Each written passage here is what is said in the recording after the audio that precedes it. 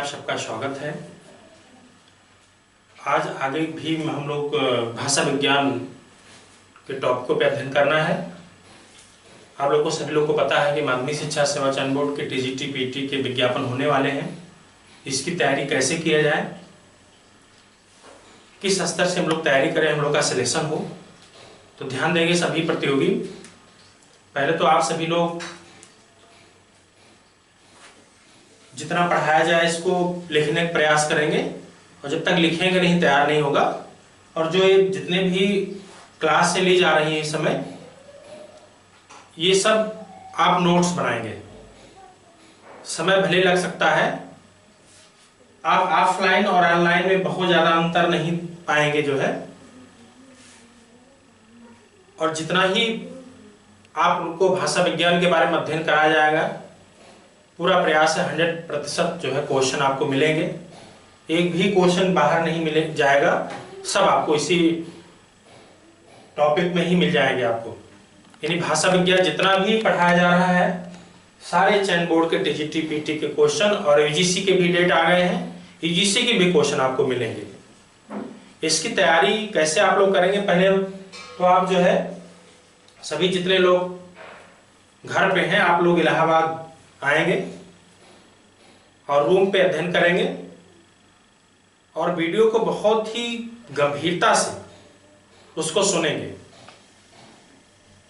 देखिए, आप लोग को मालूम है कि इतने लाखों की संख्या में हिंदी परीक्षा दे रहे हैं टीजीटी पीटी, तो स्वाभाविक है सबका सिलेक्शन हो नहीं पाएगा। होगा उन्हीं का जो बहुत ही गंभीर है और अपने करियर के बारे में बहुत ही सचेत हैं। फिलहाल नौकरी सबको चाहिए, लेकिन आपको पता ही है, मान लीजिए नई भर्ती में 2000 पद आ गए हिंदी के, तो 2000 और 1 लाख लोग परीक्षा दे रहे हैं, तो सिलेक्शन तो 2000 का होना है। तो आप जब बेहतर होंगे तभी आप कुछ कर पाएंगे। और किसी भी टीचर जो भी आपको बता रहे हैं या किसी का भी आप क्लास सुन रहे हैं, आप कमेंट नहीं करेंगे। कमेंट अपने पे देखिए, कहीं हमारे पे तो कमेंट नहीं हो जाएगा। तो जितने भी शिक्षक मेहनत कर रहे हैं, परिश्रम कर रहे हैं, बहुत ही अच्छा प्रयास चल रहा है आप लोगों के लिए, तो इसलिए आप जो भी बहुत ही गंभीरता से सुनेंगे, उसको लिखेंगे। और कोई भी आपको कोई भी टॉपिक कहीं शिकायत हो कि गलत हो रहा है, तो आप टेक्स्ट बुक देख सकते हैं और उस देख करके कमेंट में लिख सकते हैं। हाँ, मोबाइल के इधर उधर सर्च करके आप क्वेश्चन, फालतू के क्वेश्चन को उलझेंगे नहीं।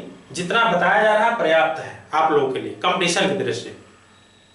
तो मैं आज भाषा विज्ञान में प्राकृत भाषा पे चर्चा करेंगे। देखिए, जो प्राकृत भाषा है, इससे प्रश्न तो पूछा ही नहीं गया है फिलहाल, लेकिन चूंकि जब आप मध्यकालीन भारतीय भाषा पढ़ेंगे, तो जब पाल पढ़े डायरेक्ट अभ्रंश बताया जाए, तो आपको लगेगा प्राकृत भाषा कहा गया।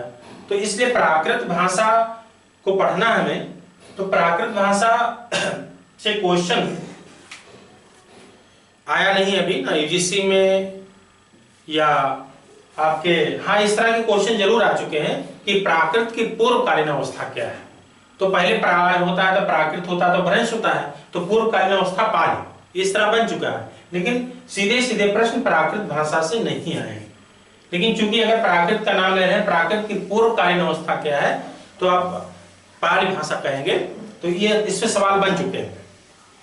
तो आज हम प्राकृत पे जो लिखा गया है, इसको इसलिए लिख दिया गया है कि आप इसको अपने वीडियो को बड़ा करके आप इसको नोट्स बना सकते हैं, क्योंकि अगर इसको लिख लेंगे तो आपका नोट्स भी कंप्लीट हो जाएगा और आपकी तैयारी भी हो जाएगी। और मैं यहाँ पे जो महत्वपूर्ण है, जैसे प्राकृत भाषा की समय सीमा आपको ध्यान रखना है। तो 1 ईस्वी से 500 ईस्वी जो है, इसकी समय सीमा निर्धारित की गई है जो है प्राकृत भाषा की। अब देखेंगे, पहली सदी या 1 ईस्वी तक उत्तर भारत के भिन्न भिन्न भागों में जिस भाषा का व्यवहार अधिक हुआ, उसे प्राकृत भाषा कहते हैं। पहली सदी से 500 ईस्वी तक उत्तर भारत के भिन्न भिन्न भागों में जिस भाषा का व्यवहार अधिक हुआ उसे प्राकृत भाषा कहते हैं। यहां पे आचार्य हेमचंद्र है। आचार्य हेमचंद्र प्राकृत को संस्कृत से निकली भाषा मानते हैं। अगर ऐसे प्रश्न यहां बन सकते हैं, देखिए पूछा तो नहीं गया है लेकिन ये प्रश्न बन सकता है कि किस विद्वान ने प्राकृत को संस्कृत से निकली भाषा मानते हैं। किस विद्वान ने प्राकृत को संस्कृत से निकली भाषा मानते हैं? तो आचार्य हेमचंद्र ने ऐसा माना है। या एक प्रश्न और बन रहा है, प्राकृत की पूर्वकालीन अवस्था क्या है? तो उसके पहले पाली जो पढ़े हैं पाली होगा। तो प्राकृत को संस्कृत से निकली भाषा कौन मानते हैं विद्वान? आचार्य हेमचंद्र। प्रश्न कैसे आ सकते हैं? प्राकृत को संस्कृत से निकली भाषा मानने वाले विद्वान हैं आचार्य हेमचंद्र, भूरन अत्तिवारी number 2, number 3 Kishoridas Vajpeyi, number 4 जो है डॉक्टर गेयरसन, डॉक्टर गेयरसन। तो हमारे जो होंगे हेमचंद होंगे। सामान्य जो मत है वह भाषा जो असंस्कृत थी, बोलचाल की थी, वह भाषा जो असंस्कृत, संस्कृत नहीं, जो असंस्कृत थी, बोलचाल की थी, पंडितों में प्रचलित नहीं थी, सहज ही बोली और समझी जाती है, स्वभावतः प्राकृत कहलाती। फिर सुनेंगे, सामान्य मत जो इनका है वह भाषा जो असंस्कृत थी, बोलचाल की थी, पंडितों में प्रचलित नहीं थी, सहज ही बोली और समझी जाती है, स्वभावतः प्राकृत कहलाई। जैन साहित्य जो प्राकृत भाषा में लिखा गया, ये भी इंपॉर्टेंट है। जैन साहित्य प्राकृत भाषा में लिखा गया। मध्य युग में प्राकृत वह भाषा है जो प्रकृति के अनुरूप है। मध्य युग में प्राकृत वह भाषा जो प्रकृति के अनुरूप है। इस भाषा के जो प्रथम व्याकरण है वररुच माने गए हैं। इंपॉर्टेंट प्रश्न है। प्राकृत भाषा के प्रथम व्याकरण, व्याकरण जो व्याकरण की जानकार हो, तो प्राकृत भाषा के प्रथम व्याकरण वररुच है और इनका जो ग्रंथ का नाम है प्राकृत प्रकाश। ये आदिकाल में भी आप इस टॉपिक को पढ़ेंगे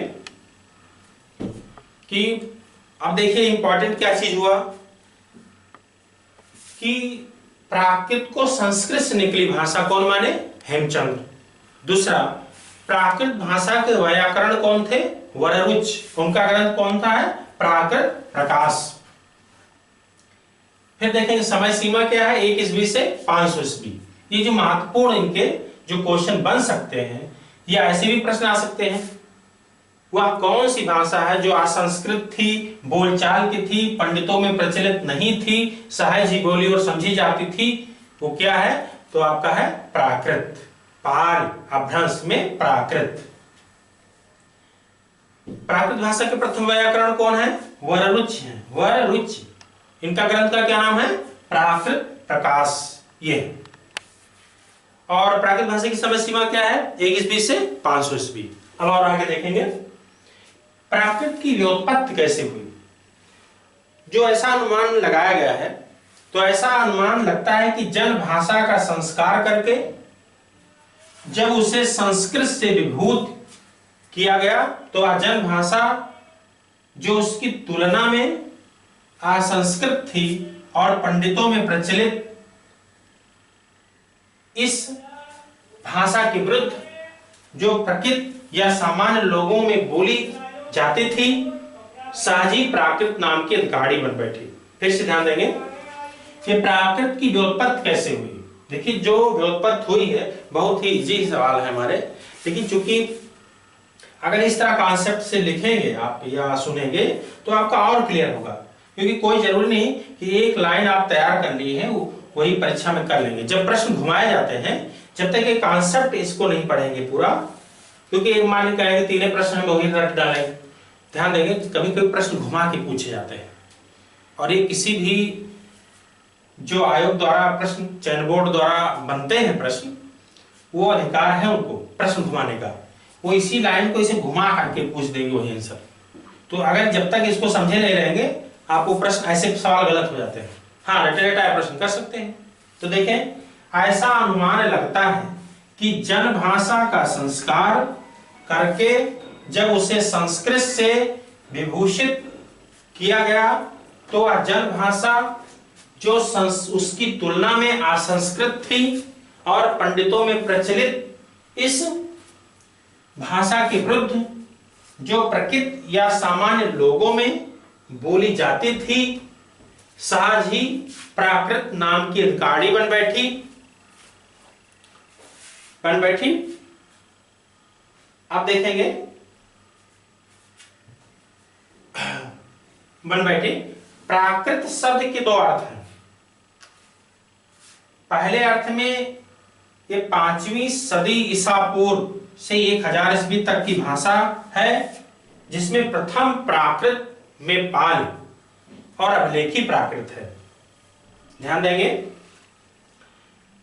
इस प्राकृत शब्द के दो अर्थ हैं। पहले अर्थ में 5वीं सदी ईसा पूर्व से 1000 ईस्वी तक की भाषा है, जिसमें प्रथम प्राकृत में पाल और अभिलेखी प्राकृत है।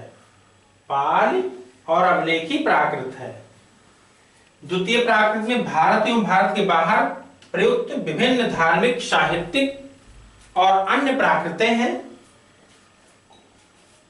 और जो तृतीय प्राकृत में है वो अभ्रंश आती है।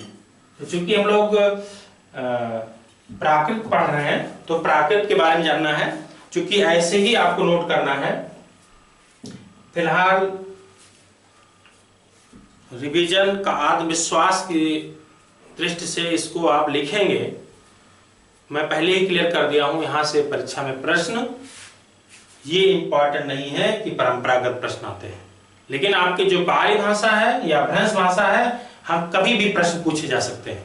लेकिन आज देख ही रहे हैं, चाहे वो आयोग हो, चाहे कोई बोर्ड हो, परीक्षा में जो प्रश्न कभी कभी नए प्रश्न बनाए जा रहे हैं, तो नए प्रश्न आपके बनाए जा सकते हैं। इसलिए हम लोग पढ़ रहे हैं कि जो भर्ती हमारी आ रही है उसमें नए प्रश्न अगर पूछ लिए जाए प्राकृत से तो सवाल गलत ना होने पाए, इसलिए बहुत इंपॉर्टेंट है। तो ये टॉपिक था, इसमें जो है प्राकृत की उत्पत्ति में। तो जिनको अभी भी नहीं समझ में आया हो तो कोई बात नहीं, इसकी समय सीमा देख लीजिएगा। हेमचंद ने क्या कहा इस पर ध्यान दे दीजिएगा। प्राकृत भाषा प्रथम व्याकरण कौन है, ये ग्रंथ कौन है, इस पर ध्यान दीजिएगा। अगर ये टॉपिक नहीं भी समझ में आया कोई बात नहीं, इसको आप नोट कर लेंगे तो समझ में आएगा। प्राकृत भाषा के भेद भी हैं, ध्यान देंगे। प्राकृत भाषा और भ्रंश भाषा के जो भेद किए गए हैं मिलते जुलते हैं, भेद में नाम है। पाल के भेद नहीं बताए गए हैं, लेकिन प्राकृत के भेद हैं और अभ्रंश के भेद हैं। तो काफी ऐसे नाम हैं जो मिलते जुलते हैं। वहाँ सोरसेनी प्राकृत कहेंगे, पैसाची यहाँ सोरसेनी प्राकृत कह रहे हैं, वहाँ सोरसेनी अभ्रंश कहेंगे, अभ्रंश वाले। तो ये नाम कुछ मिलते जुलते हैं। फिलहाल यहाँ भी इस प्रश्न अभी पूछा नहीं गया है। तो भाषा विज्ञान ने प्राकृत भाषा के 5 प्रमुख भेद स्वीकार किए हैं। 5 भेद, उनके नाम है, एक सोरसेनी प्राकृत, पैसाची प्राकृत, महाराष्ट्री प्राकृत, अर्धमागधी प्राकृत और मागधी प्राकृत। कुछ और भी विद्वान हैं जो और भी नाम दिए हैं, लेकिन ये इंपॉर्टेंट है कि भाषा विज्ञान के 5 भेद प्रमुख रूप से पढ़ना है प्राकृत भाषा के। तो भाषा विज्ञान ने प्राकृत के 5 प्रमुख भेद स्वीकार किए हैं। उनके नाम कौन है? सोरसेनी प्राकृत, पैसाची प्राकृत, महाराष्ट्री प्राकृत और अर्धमागधी प्राकृत और मागधी प्राकृत। ये भ्रंश में पढ़ेंगे तो कंफ्यूजन होगा, कहीं सोरसेनी भ्रंश में भी है, प्राकृत में भी है, तो उससे क्या दिक्कत। हम सोरसेनी प्राकृत की बात कर रहे हैं ना। पैसाची प्राकृत है, वो भ्रंश लिखा रहेगा। तो सोरसेनी प्राकृत क्या है? यह मथुरा या सूरसेन जनपद के आसपास बोली जाती है और यह मध्य देश की प्रमुख भाषा थी। तो ऐसा प्रश्न पूछा जाए, मध्य देश की प्रमुख भाषा कौन सी थी? सोरसेनी प्राकृत थी कि पैसाची प्राकृत थी कि महाराष्ट्री थी कि अर्धमागधी थी कि मागधी? तुम्हारा हुआ प्रश्न जो है सोरसेनी प्राकृत। इस पर संस्कृत का प्रभाव था। मध्य देश संस्कृत का मुख्य केंद्र था, बाद में ही हिंदी का मूल केंद्र यह गढ़ बन गया। फिर देखेंगे पैसाची प्राकृत, यह उत्तर पश्चिम में कश्मीर के आसपास की भाषा थी। उत्तर पश्चिम में कश्मीर के आसपास की भाषा कौन थी? पैसाची प्राकृत। इस तरह महाराष्ट्रीय प्राकृत, महाराष्ट्रीय प्राकृत का मूल स्थान महाराष्ट्र है। मराठी का विकास इसी से हुआ है। इसी तरह अर्धमागधी प्राकृत में इसका क्षेत्र मागधी था और शौरसेनी के बीच का है, और शौरसेनी के बीच का है। यह प्राचीन कौशल के आसपास प्रचलित थी। इसी भाषा का उपयोग अधिकतर जैन साहित्य में हुआ है। इस तरह मागधी प्राकृत या मगध के आसपास प्रचलित थे। ये तो हुआ इसके भेद के बारे में, और कोई इस तरह का महत्वपूर्ण इसमें नहीं है। लेकिन अगला जो इसकी कुछ सामान्य विशेषताएं हैं प्राकृत की,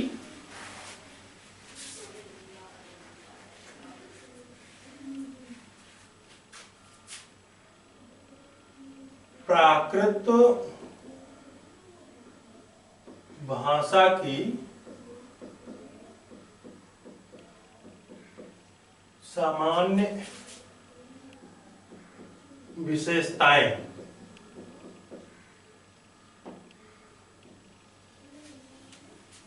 हो सकता है यहां से प्रश्न बन जाए। तो प्राकृत में जो ना का विकास, तो इसमें कई विशेषताएं। नंबर 1, प्राकृत में ना का विकास,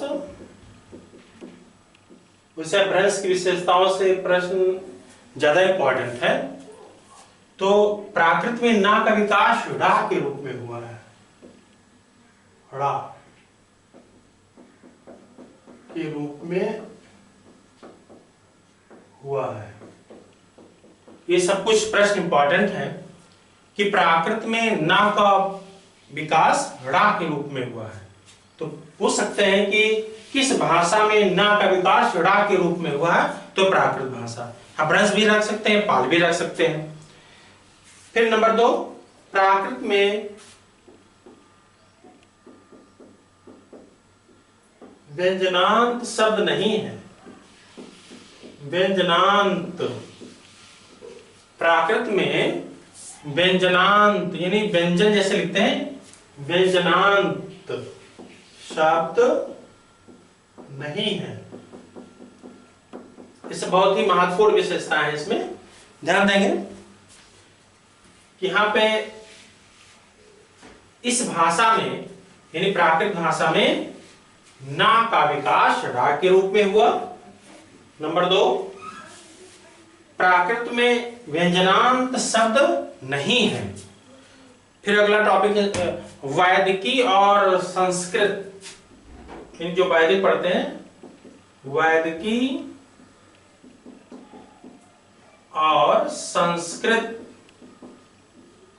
वैदिकी और संस्कृत संयोगात्मक भाषाएं थी। संयोगात्मक भाषाएं थी। एक और ध्वनियों के विकास के,